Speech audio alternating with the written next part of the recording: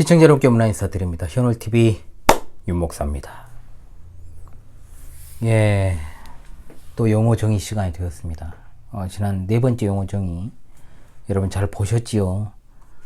거기에서 이제 추도 예배, 추모 예배의 부당함, 그리고 일반적으로 널리 사용되어지는 명복을 빈다라는 표현, 그리고 소천과 별세에 관한, 장례에 관한 용어 많이는 다루지 못했습니다. 왜냐하면 추모 예배가 그릇되다는 것을 이제 설명하다 보니까 좀 길어지는 측면이 있어가지고 많이 다루지는 못했습니다.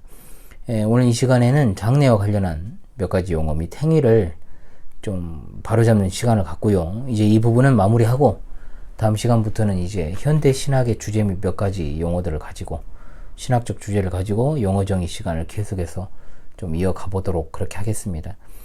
자, 먼저는 기독교의 장례식과 관련해서 우리가 좀 생각을 해야 될 것들, 그리고 개선해야 될 것들, 정확히 말하면 좀 개혁되어야 될 것들이 많습니다. 일단 우리가 그리스도인이라고 하면서도 우리 장례 문화를 한번 생각해 보시죠. 사실상 어떤 토착 종교의 형태를 띠고 있는 요소들이 굉장히 많습니다. 특히 혼인과 장례와 관련해서 지나친 허례의식이 많다라는 문제를 제가 항상 말씀을 드렸죠. 저는 결혼식 못했습니다. 식도 못 올렸고요. 뭐 상황과 여건이 그랬습니다. 식을 못 올리고 그냥 이제 혼인신고하고 그렇게 이제 살고 있습니다만은 허례의식의 문제, 물론 허례의식 때문에 못한 건 아닙니다. 그건 아닌데 어찌되었든 간에 한국인 특유의 남의 시선을 의식하는 주체성 없는 태도들, 제가 지난 제가 국가에 대해서 했죠. 제가 추석 명절 때 한번 제가 그 특강을 한 적이 있습니다. 오늘날 과소비의 근원이 되는 결혼식과 장례식에 이제 많이 나타나고 있는, 일단 제가 지적하고 있는 것은 장례식이니까 일단 장례에 관한 문제부터 이야기를 좀 하겠습니다. 히브리서 9장 27절은 우리가 정말 잘 아는 말씀이고 또 장례식에서 많이 인용되는 말씀이죠. 한번 죽는 것은 사람에게 정해진 것이요 그 후에는 심판이 있다. 인간의 죽음을 통해서 그 죽음이라고 하는 것이 만인의 공도, 즉 모든 사람이 걸어가야 할 길이라는 사실을 깨닫고 동시에 하나님의 공의로우신 그 속성을 다 또 기억하게 되는 겁니다. 즉 죽음이라고 하는 것을 불러온 게 뭡니까? 죄입니다. 죄의 본질을 생각하게 하는 거죠. 그러므로 우리가 장례식에 참석했을 때 깊이 숙고해야 되는 것은 단순히 애석하고 애통한 마음보다 삶과 죽음이라고 하는 것의 본질적인 의미를 좀 더 생각을 해야 된다는 거죠. 그래야지만이 그리스도인들은 어떤 같은 지체의 죽음을 통해서 진리에 대해서 더욱더 확신하게 되는 계기를 가질 수 있습니다. 특히 결혼식보다는 장례식에서 우리가 많이 배워야 됩니다. 그 누구도 경험한 이후에 그 경험담을 들려줄 수 없는 그 죽음, 그리고 그 죽음의 원인인 죄의 문제, 그리고 그리스도에 대한 소망 가운데 그 죄의 문제를 해결하고 죽음을 맞이한 성도의 장례, 또는 그렇지 않고 반대로 그리스도에 대한 소망 없이 죄의 문제를 그대로 가진 채로 죽음을 맞이한 이웃의 죽음 앞에서 우리는 흔들림 없이 내세에 대한 확고한 진리를 다시금 생각해야 된다는 겁니다. 따라서 성경이 교훈하고 있지 않은 미신적인 행위가 개입되지 않도록 늘 주의를 기울이는 것이 굉장히 중요합니다. 전 세계 각국, 정말로 각 지에서 장례 풍습은 다 다릅니다. 그 장례 풍습에는 기본적으로 다 종교성을 띠고 있는 것을 우리가 알 수 있습니다. 따라서 종교가 기독교라고 할지라도 기본적인 토착 종교 장례 풍습의 영향을 굉장히 우리나라가 많이 받고 있다 그랬죠? 그래서 장례에 대한 올바른 개념 정리를 좀 하려고 하는 겁니다. 우리가 언제든 맞이할 수 있는 죽음을 좀 생각하시면서 그 장례를 치러야 될 후손들이나 또 주변 사람들에게 확실하게 그 장례에 대한, 자신의 장례에 대한 유지를 전달하는 게 여러분 진짜 중요합니다. 진짜 중요해요. 그래서 오늘 이제 그런 것을 조금 힌트를 좀 얻으시길 바라겠습니다. 자, 기본적으로 성도의 장례 의식은 죽은 사람을 위한 게 아닙니다. 살아있는 사람들을 위한 겁니다. 절대로 상조회사가 이야기하는 것처럼 죽은 사람의 마지막을 정리하고 배웅하는 게 아닙니다. 즉 이제 이 세상에서는 그를 위해 해줄 것이 없으니 마지막을 잘 정리하고 장식하는 것이 그를 위해 마지막으로 해줄 수 있는 일이다? 이런 어떤 사고방식이라든지, 또는 떠난 이에 대한 애도를 표하는 마음 자체가 그리스도교와는 상관없는 이교도적 사고방식이라 이 말입니다. 자, 완전히 이것을 전환을 해야 되겠죠. 왜 이런 말씀을 드리느냐? 비신자들의 장래에 대해서는 이야기할 필요가 없습니다. 왜냐? 자신들 나름의 종교성을 띤 장래의식을 치르잖아요, 그분들이. 그런데 그리스도교 장래의식을 봐도요, 사실상 차이점이 별로 없는 것 같습니다. 제 눈에는 그래요. 굉장히 미신적인 요소가 많이 보입니다. 사실상 기독교적 장래 문화를 가지고 있는 유럽이나 미국과 비교해 볼 때 과연 한국 교회의 장래 의식이 기독교적이냐 했을 때 독특한 점이 굉장히 많죠. 말이 좋아 독특한 거지 그릇된 모습이라는 겁니다. 즉 한국의 토착 종교의 영향을 받아서 형성된 기독교 장래 문화가 있다는 겁니다. 이것은 단순하게 볼 문제가 아니고요. 상당히 신앙과 신학의 문제이기 때문에 제가 앞서서 추도 추모 예배의 그리고 명복의 문제를 이야기할 때도 말씀드렸지만 이 문제를 정확하게 짚고 넘어가고 또 사고방식의 일대 전환을 우리가 좀 이루어야 되겠다. 일단 지나치게 절차들이 많습니다. 장례 절차, 기본적으로 임종, 발인, 입관, 하관, 그때마다 목사를 필두로 해가 성도들이 모이죠. 그래서 예배 형식을 갖추어 기도하고 찬송하고 설교하는 일을 계속해서 수행합니다. 한 번 하는 게 아니에요. 말씀드린 대로 최소 3번은 기본적으로 합니다. 죽은 이의 시신과 또 유족과 친척들이 있는 그 현장에서 계속 반복된다는 거죠. 일단은 좀 용어 정리부터 하겠습니다. 제가 지난 시간에도 말씀을 드렸던 것처럼 예배의 주체와 목적이 하나님이 아닌 다른 주제가 될 수 없다라고 말씀드렸습니다. 따라서 장례 예배를 필두로 해가지고 임종 예배, 입관 예배, 발인 예배, 하관 예배, 이 용어는 그릇된 것입니다. 분명히 기억해 두십시오. 형식을 예배로 이해하면 안 된다는 거죠. 사고의 전환이 있어야 됩니다, 여러분. 기독교적 장례의 절차인 겁니다. 별세 교인이 중심이 아니고 산 사람들을 위한 의미, 즉 방금 말씀드린 임종, 입관, 발인, 하관, 여기에 예배를 붙이면 안 되고 성도들이 함께 모여서 말씀을 나누고 교제하는 기회인 거지 하나님께 예배하는 시간으로 이해해서는 안 된다는 겁니다. 그런데 이미 그렇게 완전 굳어져 버렸죠. 형식화가 심해지면 반드시 나오는 게 뭐냐? 이교적 의례로 발전을 합니다. 이미 그런 모습들이 상당 부분 있습니다. 제가 지난 시간에도 말씀드렸지만 장례식에서는 삶과 죽음이 교차합니다. 내세 신앙이 가장 확실하게 드러나는 그 순간이 장례식입니다. 그래서 저는 정말 기가 찬 행위들을 하는 소위 신자를 자처하는 이들을 많이 봤고요. 언어적으로도 행동으로도 굉장히 문제가 많은 현장이 장례식이라는 걸 생각했어요. 성도가 별세했습니다. 그렇다면 그 현장은 기독교적 장례 절차를 따르고 있지 않습니까? 그러면은 문상객은 종교와 상관없이 절을 하면 안 됩니다. 그러므로 그저 별세 신자의 사진이 놓여있는 곳을 향해 기도하는 행위를 취하고 헌화 등을 하지 않습니까? 여러분 진짜 기독교라고 해도 사실 헌화도 하면 안 됩니다. 할 필요가 없어요. 무슨 저희 총회에서 헌화에 대해서 허용한다고 했지만 뭐 총회가 무슨 성경도 아니고 그잖아요? 분향을 대체하는 개념이라고 했더라고요. 말도 안 되는 소리를 했죠. 그릇된 판단이죠. 분향을 대체했다면 더 하면 안 되는 겁니다. 별세한 신자를 향한 어떤 것도 할 필요가 없습니다. 일단 유족들과의 이 절도 상식선에서 몽례로 대체를 하고 무릎 꿇고 절하는 것도 얼마나 힘들어요. 유족 입장에서는. 안 해야죠. 그런 것도. 안 해야 돼요. 말은 죽은 사람을 위한 것이 아니라고 해도 하는 거 보면 말만 그렇게 하지 사실상 기독교 장례식과 일반 장례식 차이를 못 느끼겠다는 거죠. 가장 정확하게 그리스도교적 모습이 드러나야 되는 것이 저는 그리스도교 쉽게 말하면 신자가 별세했을 때 장례 절차적 모임이라고 봅니다. 가장 그리스도교다운 것이 드러나야 된다는 거. 장례 예배라는 말도 그릇된 장례를 위한 절차상의 어떤 성도들의 모임이라고 완전하게 개념을 바꾸십시오. 절차상의 성도의 모임이다. 장례 예배라고 부르지 말아야 된다.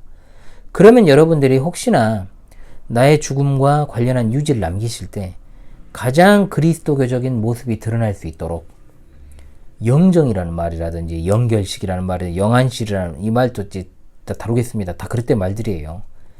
영정이 뭡니까 여러분? 제사나 장례 지낼 때 신주나 지방 대신에 쓰는 초상화나 사진입니다. 유교적 관념에서 현대 상례에서는 영정이 혼백과 신주와 비슷한 개념으로 사용이 되고 있습니다. 혼백이라는 게 뭡니까 여러분? 육체는 죽었어도 정신이 일정 기간 살아있다라고 보는 겁니다. 혼은 정신이고 백은 육체니까 이것이 분리되면 죽음이라고 보는 이 유교적 생각이죠 이게. 그래서 사람이 죽으면 넋이 떠나지 않고 있다라고 봐요. 그래서 시신 근처에 그 넋이 머무른다라고 보고 그 혼을 모셔두려고 혼백 상자라는 걸 놔뒀어요, 예전에. 그러니까 영정이라고 하는 것이 없을 당시에는 혼백 상자를 놔두고, 지금도 그런 상례 절차를 굉장히 중시하는 집안에서는 그걸 놔둬요. 혼이 거기 빙의되어 있다라고 보는 겁니다. 그런데 그것을 대체하는 거 영정이에요. 좀 알고 사용하시라 이 말입니다. 적어도 알고. 그러니까 장례식장의 구조 자체가요. 구조 자체가 그런 기본적인 토착 종교, 즉 유불도가 결합된 형태를 띠고 마련되어 있다는 겁니다. 이걸 좀 여러분들이 아셔야 돼요. 신앙이 여린 사람일수록 사실 장례식장에서 예배에 대해서 좀 그릇된 생각을 하는 경우들이 좀 있습니다. 더러. 제가 그걸 실제로 보기도 했고 듣기도 했고, 과거에는 장례식장에 귀신들이 많이 모여있다는 미신적 생각들이 있기 때문에 부정한 생각들, 결혼식을 앞두고 장례식에 안 간 사람 지금도 많죠?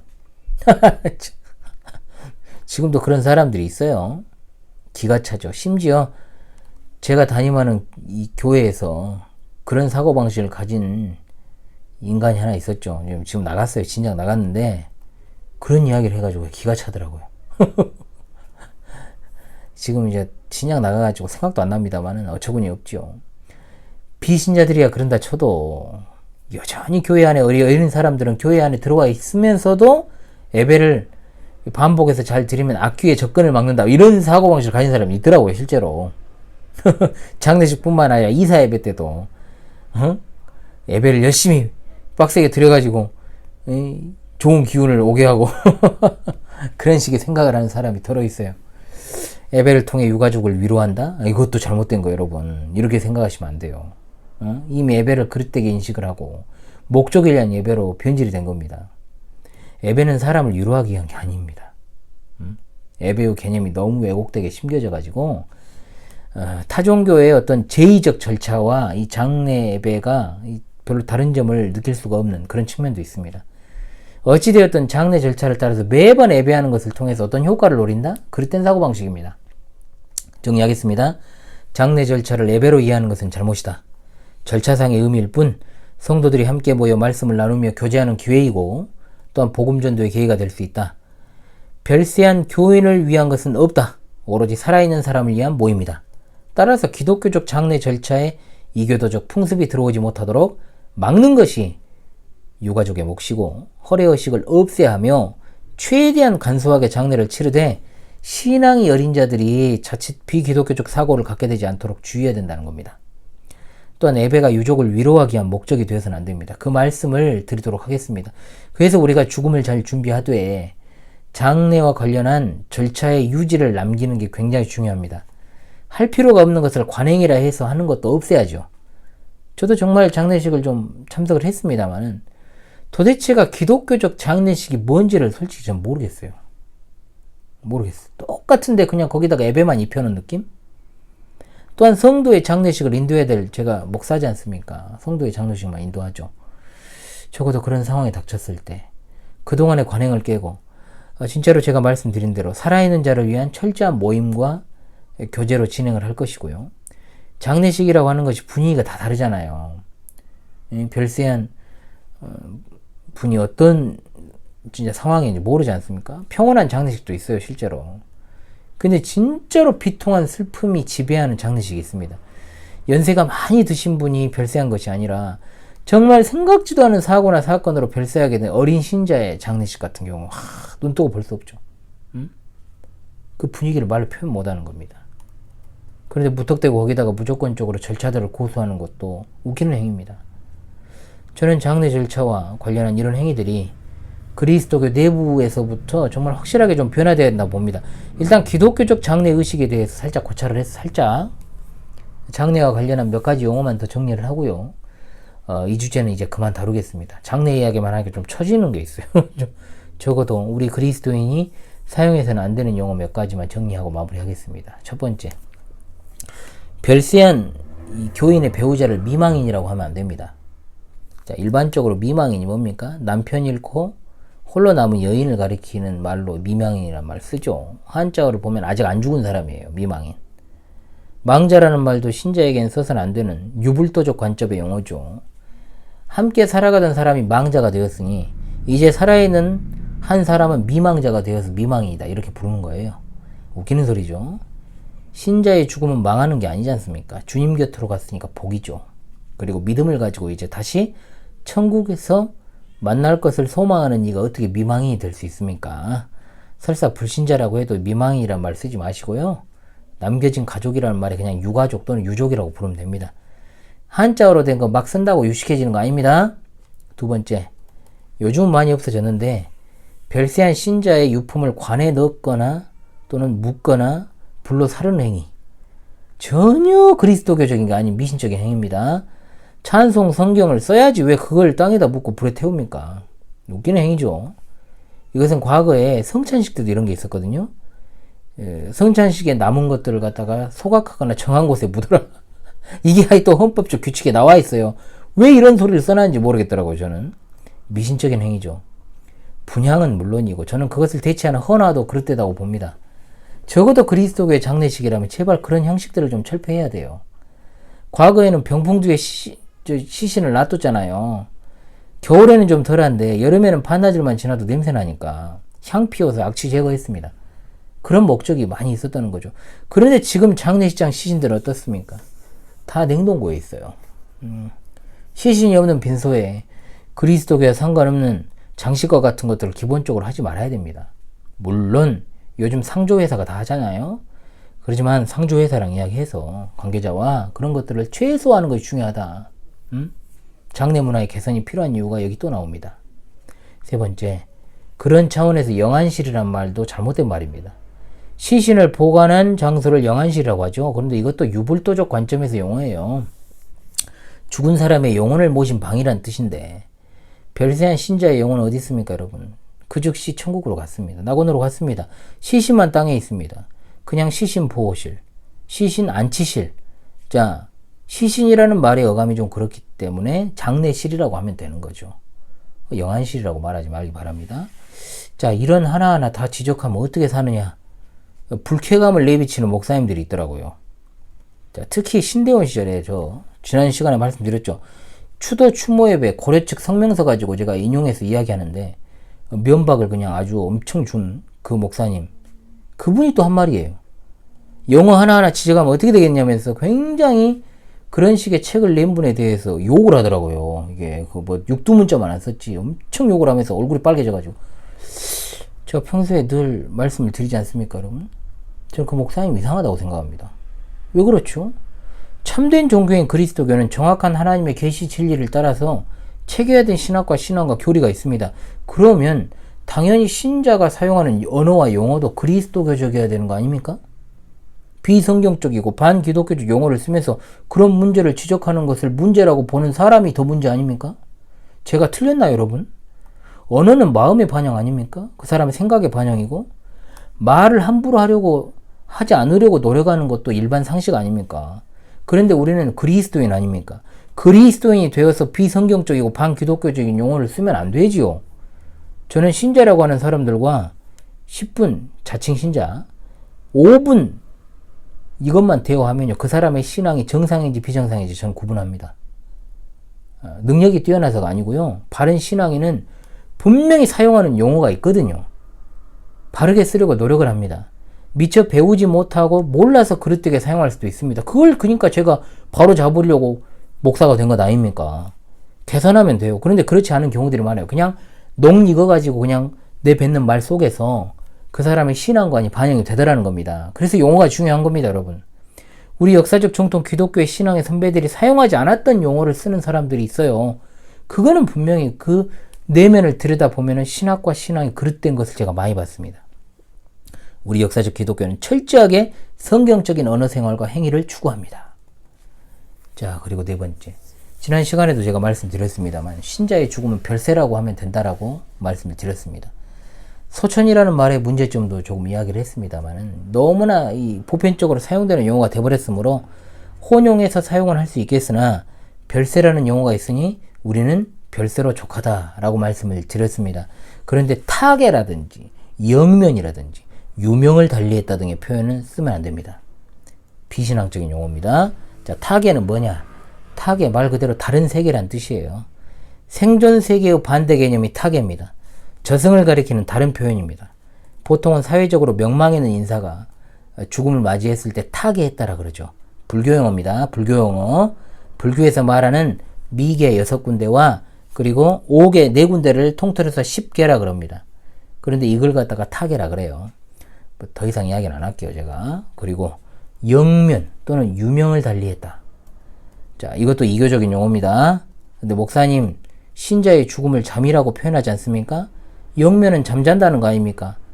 그러니까 뭐 그렇게 사용할 수 있지 않나요? 아니요. 사용하지 마세요. 자, 실제로 잠을 자는 것은 육체입니다. 영혼은 잠을 자지 않고 바로 성도의 본향 천국으로 갑니다. 그런데 영면이란 말의 뜻은 영혼이 잠든다는 뜻입니다. 어떤 내세관이 그 안에 담겨 있지 않습니다. 회생도 없고 부활도 전제로 하지 않습니다. 유명을 달리했다는 말도 마찬가지입니다. 유는 저승유자입니다. 명은 밝을 명자입니다. 그럼 뭐겠습니까? 이승을 가리키는 겁니다. 유명을 달리했다. 유와 명이 다르게 되었다. 즉 죽음을 맞이했다라는 뜻입니다. 즉 삶과 죽음을 다르게 했다라는 뜻. 생존의 밝은 세상인 이승을 떠나서 어두운 저승으로 갔다는 뜻입니다. 사용하면 되겠습니까? 이거 안 되죠. 영결식도 마찬가지예요. 영결식이란 말은 영원한 이별입니다. 신자의 죽음이 여러분 영원한 이별입니까? 아니죠. 그러므로 영결식 예배를 갖다가 붙였는데 영결식 예배는 웃기는 소리인 거예요. 그거 어떻게 그런 소리를 쓸 수가 있는지 모르겠어요. 그런 말 쓰면 안 됩니다. 고인이 되었다, 작고했다, 이 말은요 죽음에 대해서 예의를 갖추는 표현이면 상관없습니다. 이건 사용해도 돼요. 종교적 의미는 들어있잖아요. 그러니까 상관없습니다. 장례와 관련한 용어나 행위들을 더 이야기하면 또 있을 수 있겠지만 여기까지만 하겠습니다. 장례 이야기만 하니까 그냥 좀 쳐져요. 우리 신앙의 본질인 성경적인 원리를 정확히 파악하고 있다면 여러분 문제될 것이 없습니다. 그동안의 어떤 좀 혼합주의적으로 이루어진 장례 문화, 비기독교적이고 반성경적인 용어들의 사용을 금할 뿐만 아니라 우리 신앙을 좀 깨끗하게 세워나갈 필요가 있다.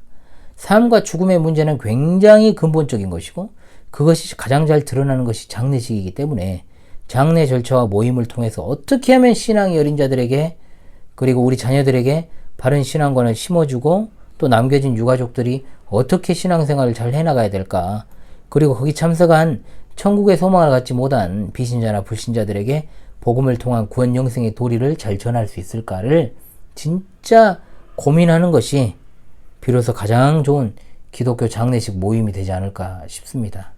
기본적으로 한국인들은 3일장이 기본이고 장례식에 오래 머무는 것을 미덕으로 여기는 민족입니다. 그러므로 좋은 문화를 충분히 만들려면 만들 수 있다는 거죠. 자, 용어정의 이번 시간은 이렇게 마무리를 하고요. 다음번 용어정의 시간에는 신학과 관련한 현대신학 관 용어정의 이 주제 중에 하나를 정해가지고 제가 찾아오도록 그렇게 하겠습니다. 여러분 지금까지 현월TV 윤목사였습니다. 감사합니다.